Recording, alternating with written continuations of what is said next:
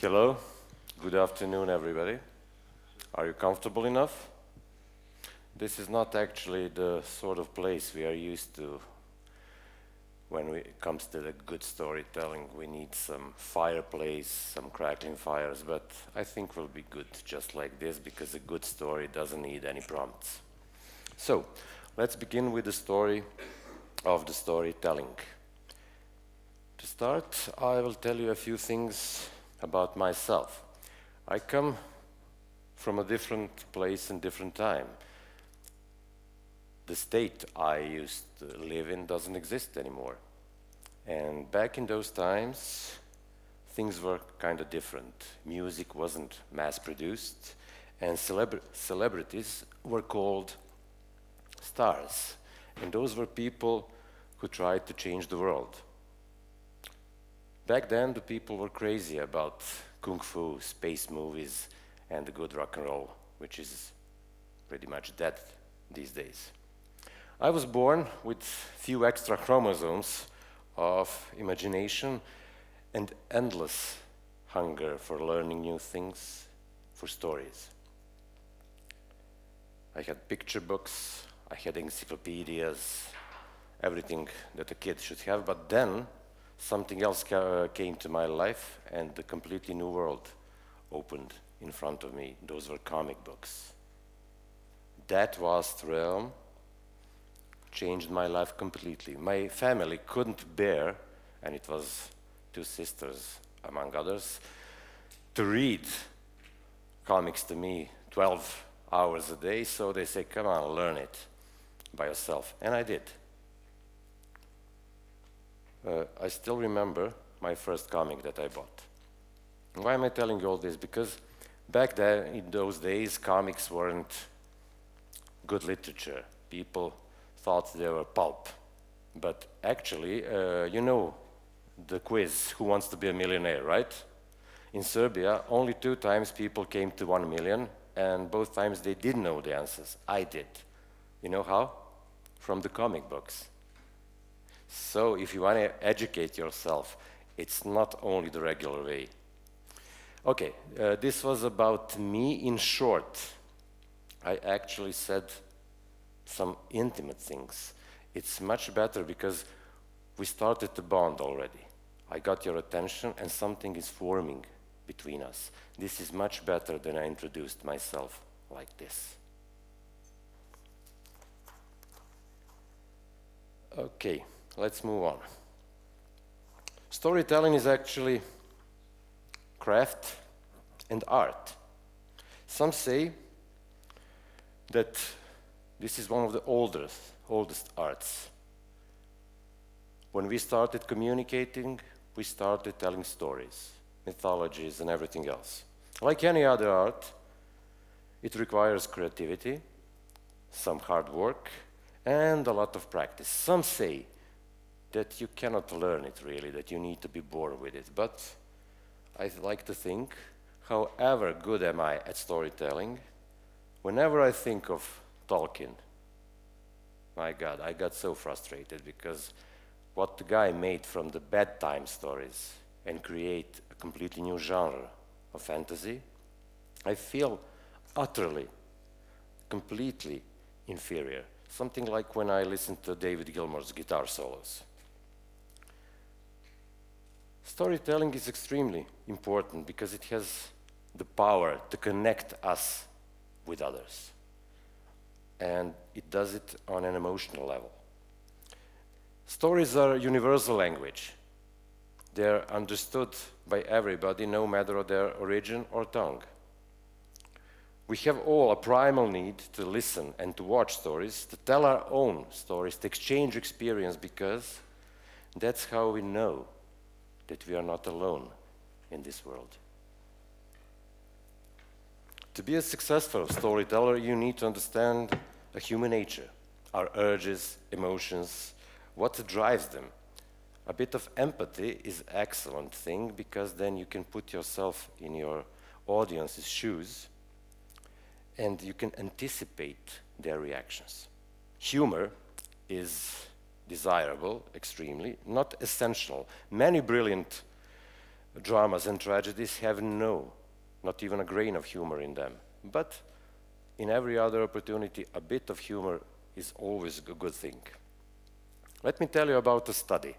There is a study, a psychological behavioral study, that showed what is about women that makes us men fall head over heels. What do you think? What is that weapon that women have over us?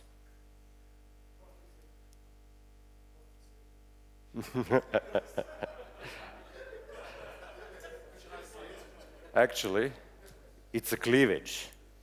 Ladies, please forgive me, this is not my sexist opinion, this is what the research showed. But what do you think?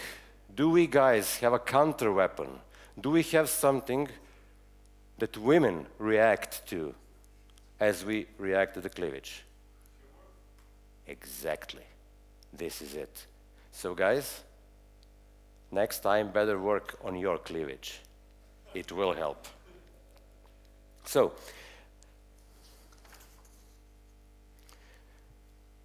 the next slide is very important. You can take photos if you like. Those are the rules of the storytelling. Let me show you. These are the rules.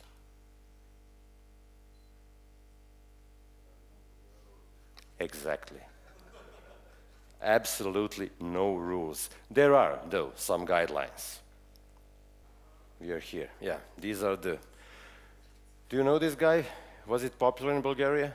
This is one of the comics. This is the number one, they called him, and he gave advice to everybody, from Odysseus, Nero, to the new people. He is ancient, so this is very popular in Serbia, and I feel like this when I'm giving you advices about storytelling.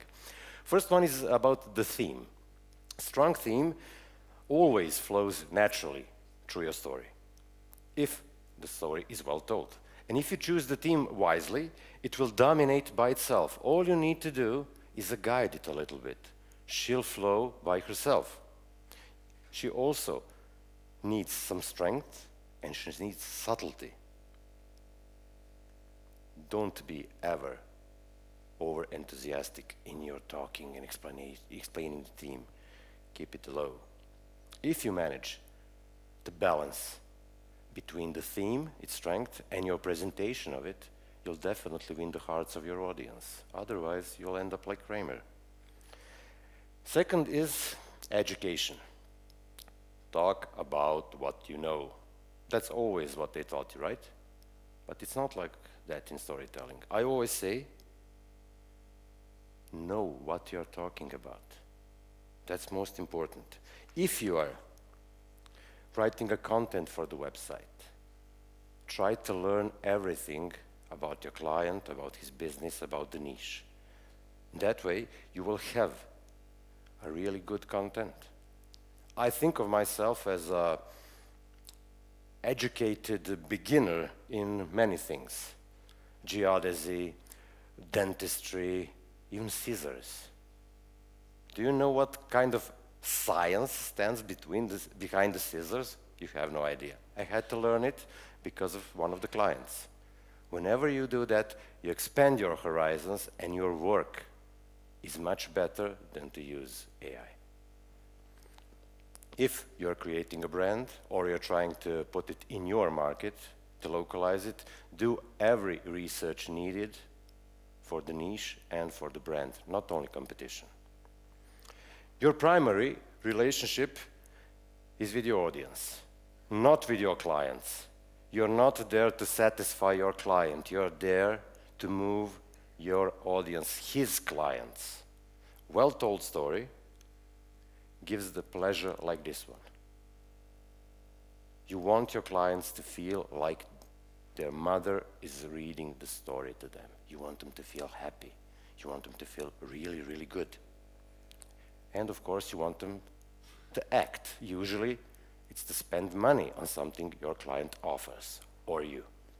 So, your goal must never, again, be to satisfy your client only. You'll often find yourself where you need to defend the brand from its owner. If you do that, you might lose that client. but you'll keep your professional and personal integrity. This is what I usually do. Never do bad things because of the client wants them. Never try to sell as they do in big market shampoos with pearl proteins. What are the pearl proteins? Who cares? It sounds good. Let's do it. Or to do some blasphemy like they did in Lord of the Rings when they put that love story which was absolutely unnecessary, or to put Black Emperor of Rome just to satisfy the woke movement. I think that there's a special level of hell for that kind of copywriters and storytellers. You must find your measure.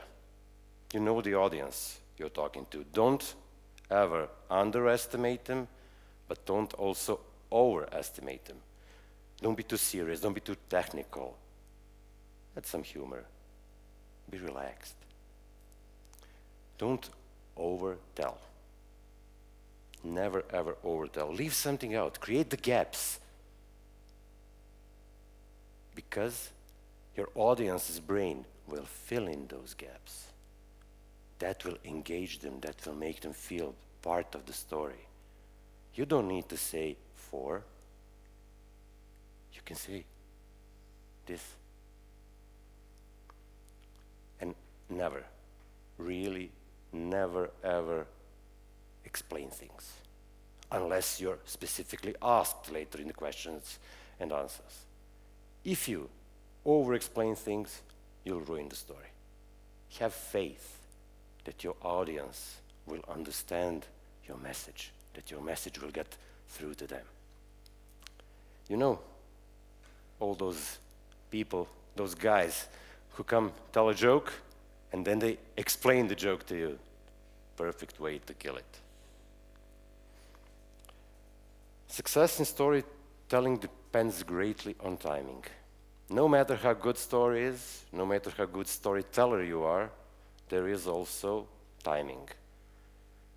You know, when people like in a conference are with their stomachs filled, then it could be a bad time to hear a good story and to gauge them because they're doing something else. If your audience is thinking about other things that happened just before, this is also bad. But to minimize all those distractions, you must prepare the stage. You must create an introduction that will pull your audience in, give them a promise that it will be good. You're practically hypnotizing your audience. How does it actually work? What's inside the matrix? Every story moves something in us to a greater or lesser degree. Think about differently how you feel when you're watching, let's say, Star Wars, some drama, Schindler's List, let's say, and if you watch some boring documentary about the love life of the fruit flies, or God forbid, evening news. Every time you feel different. Why so? Answer lies in the biochemistry of our body. There are certain neurotransmitters and hormones that make you feel the way you feel. Dopamine, all of you know dopamine because it's extremely popular these days, right? He's responsible for our focus, heightened attention, and it's driving us towards action. This is the hormone that actually not only make us anticipate the goal, but moves us towards the goal, towards action. In these days, most of the people have that dopamine addiction, that's why you all heard about it, and it comes with scrolling. You get your little micro packages of dopamine, so you stop reading. A lot of people stop reading books because of the mobile phones and the modern way of life. So, it makes us aware of the positive outcome. Why is that very, very important? Because it will make a promise for your client, for your visitor on the website, let's say, to go further.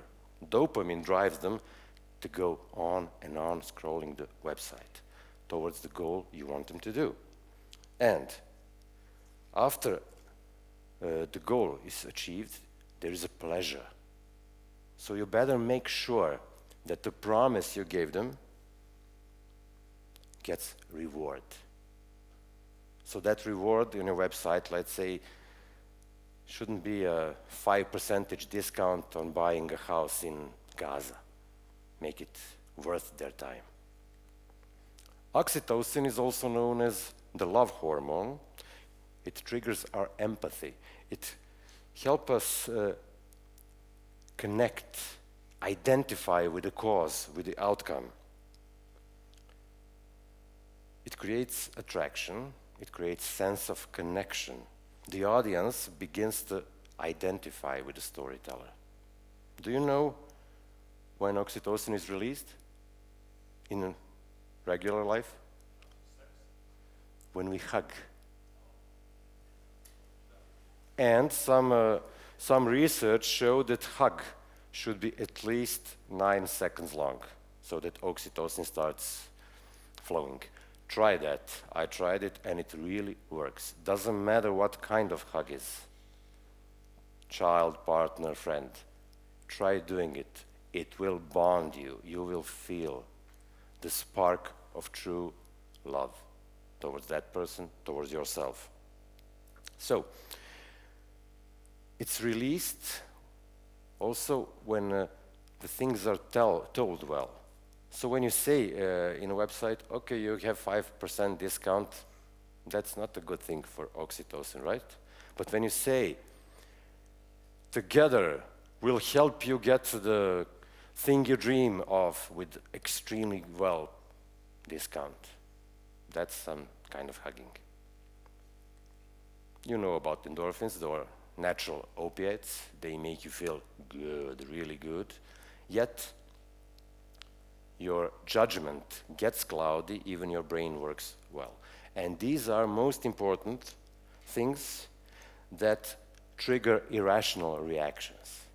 If you do the story well, your audience will later on the website especially say, what the hell possessed me? Why did I buy this that I didn't need at all? This is a good marketing when your storytelling helps release the endorphins from the limbic system. Let's go to this. Storytelling is not limited necessarily to words only. Story can be told in many ways, through words, images, shapes, sounds, even the layout of the elements on the web page. Even most effectively is to combine those methods. You know, if you see things, you believe much more than you only hear. Also, music moves things in us which are way stronger than images, and especially than the talk itself. If you combine all those elements, add some sense, some shaking of your chair, you get the 5D cinema, which was quite a hit at some point. Design is a media of storytelling that tells the story through correlation of the elements. It emphasizes hierarchy. So the kind of shapes you use matter a lot. Square, circle, triangle, completely different feel in you, completely different meaning. You see, these elements, geometrical figures only, are enough to tell a hell of a story in your design. If you add other shapes, organic shapes, if you add colors, you have a whole epic story in design. Mirko Ilić, he was art director of New York Times and Time magazine, created wonders with shapes of text. He realized what's in the story and he told it with the shapes. Speech and storytelling were born together, that's definitely. Music tells the most marvelous tales without even a single word. You know the Vltava, from Bedřich Smetana. When you listen to it, you really see that river from where it starts to the mouth of the river. You see the life that goes near it. And Carmina Burana, Karl Orff. You can feel, you can see those nights charging because it's filled with passion. What do you think about coding as a storytelling? Absurd, right? Because coding follows the rules, syntax. One thing follows another. One thing leads to another, and all for one goal. Exactly like a good story. So, coding tells a lot. Your code explains you as a storyteller, explains you as a person. It's not only a matter of your skill of how you learn to program. Because some of the codes are practical, some are clumsy, some are inventive. They tell your story, for sure. AI changes everything I told about, but I don't think it will rule the world as people feared. I think it's just leading us towards idiocracy. So therefore, especially in telling a story, people already notice when the story is written by AI. Don't do that. Don't take the pleasure of telling or writing a good story from yourself. We create stories to actually define our existence. They place us in a broader context and give us meaning. They give meaning to our transience because we're mortals, we're so briefly here. And the stories help us understand things. They expand our awareness, our experiences, and the way we perceive reality. Stories takes us out of the situations we're in. And that's exactly what all the techniques of the spiritual well-being and growth say about. Through stories, you can lift your spirit to another realm. By stepping outside of the situation through stories, we can see the other outcome. We can see it in its real, absolutely real truth, how it is. We learn from stories. That's the thing with our humankind. We learn from stories like they're our own experience. That's why they're so important. Good stories can be completely made up, but they are never, ever untrue. Take, for example, Star Wars. In a galaxy far, far away, completely made up. Some completely made up humans, and not only humans, droids, characters, they're non-existent. They actually live their lives, they have the same dilemmas, same action as we do, as you people do on everyday level. They're archetypes that Freud and Jung spoke about. I want to make a short digression here. This is an animated movie made by the research of Campbell. It will definitely help you through your everyday life, and it's extremely, extremely interesting story. You'll understand how your daily life works. So it's on YouTube. I definitely recommend it. Why? Because who among us, to get back to Star Wars, didn't feel at least a little bit like Luke Skywalker, looking for their origin, for their true being? You all felt that the world was on you like those walls in Star Wars. A lot of us fight Darth Vader daily inside. Some succumb to the dark side, the others not. And definitely, you must all remember the pride you felt when you destroyed your first Death Star and made that big thing in your life. And that's why when we leave the cinema or close the book, we want to do something. We are inspired. But unfortunately, mostly we are going just to buy something in the mall where we watched that movie. Power of storytelling. Storytelling has amazing marketing potential. It is actually something that is called manipulation. Behind every marketing, there's manipulation. It's up to you to use it as good or bad.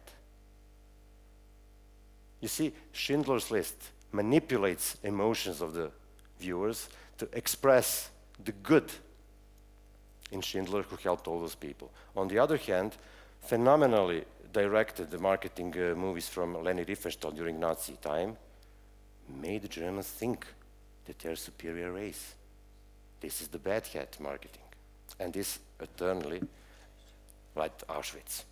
So, do it properly, but please never ever lie. That's very important. You see, again, to get back to Nazi propaganda, they lied all the time, people believed, and they almost succeeded, but that lie was only short-termed. Everything comes to an end. So, it's an extremely good thing if you want to move people, if you're an employee, if you want people to do things you want to do, you better be a good storyteller if you want to move them. Also, please, don't have your stories too long, as I did today. So, let's end this up then. I managed to mention only a few guidelines about how you should do some good storytelling. Actually, I followed any of them hardly myself. This talk was written with grand ambitions to explain everything to you, but instead, revealing the secrets of storytelling, I just wanted, in the end, to tickle your brain so that you think more about storytelling, to lose yourself in stories. There is no greater magic than that.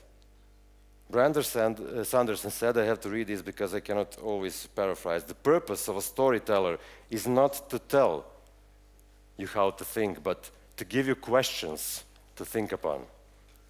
And I say, let the stories move you. Change them, give them your own touch, and tell them to inspire your own stories. Tell your stories, tell them to yourself, tell them to others, and live them.